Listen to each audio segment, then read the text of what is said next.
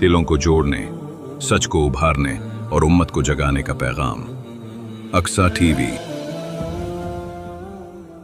الحمدللہ رب العالمین والصلاة والسلام علی سید الانبیاء والمرسلین، اما بعد۔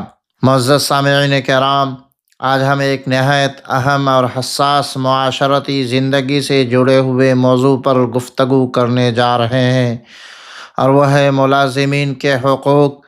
یہ موضوع صرف مزدوروں، کارکنوں یا نوکروں کا نہیں، بلکہ ہر اس شخص کا ہے جو کسی سے کام لیتا ہے، کارخانے کے مالک ہو، دکاندار ہو، دفتر کا افسر ہو، مدرسے کا منتظم ہو یا گھر کا سربراہ۔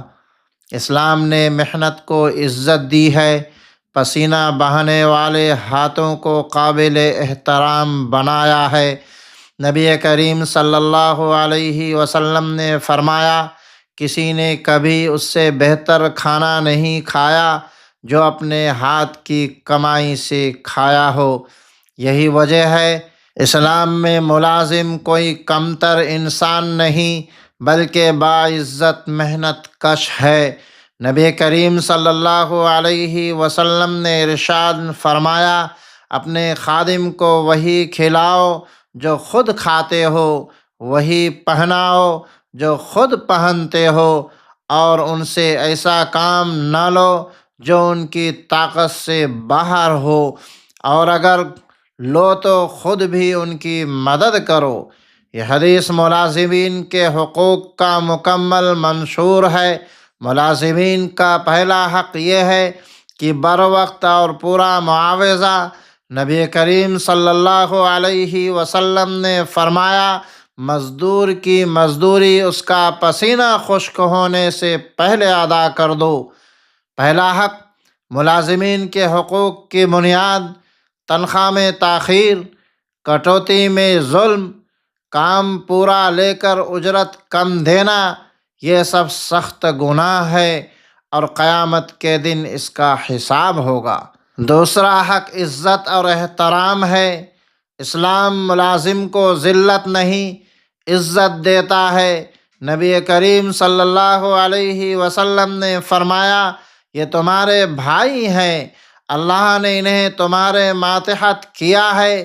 ڈانٹ ڈپٹ، گالی گلوچ، تذلیل، سب کے سامنے رسوا کرنا، یہ سب اسلامی اخلاق کے خلاف ہے۔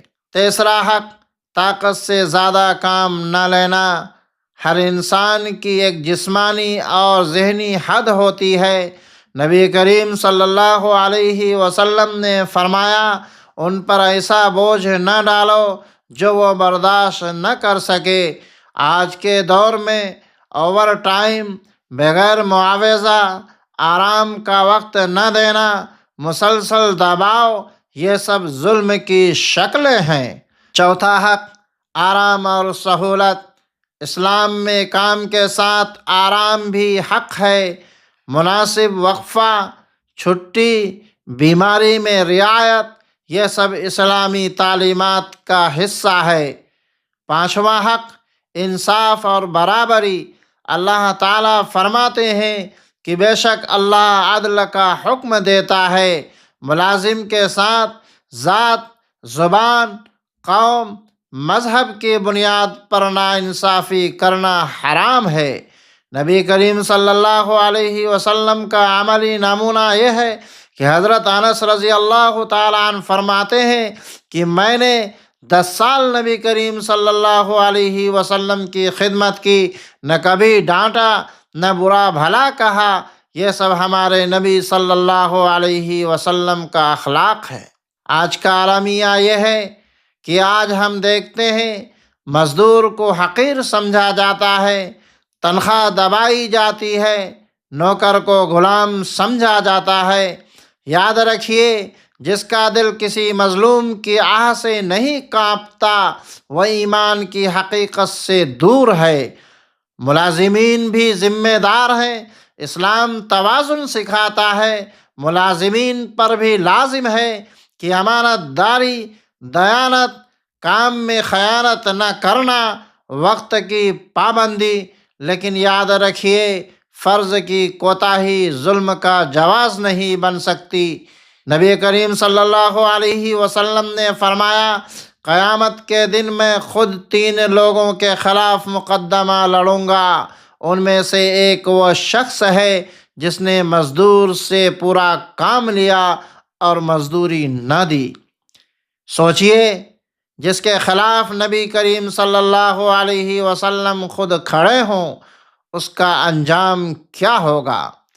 یہ کارخانے کے مالکوں، یہ افسران، یہ ذمہ داروں، اپنے ماتحتوں کے ساتھ رحم، انصاف اور شفقت کا معاملہ کرو، کیونکہ اللہ رحم کرنے والوں پر رحم فرماتا ہے۔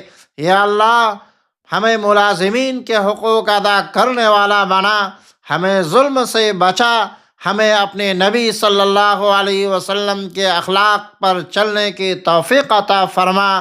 آمین یا رب العالمین۔ والسلام علیکم ورحمۃ اللہ وبرکاتہ۔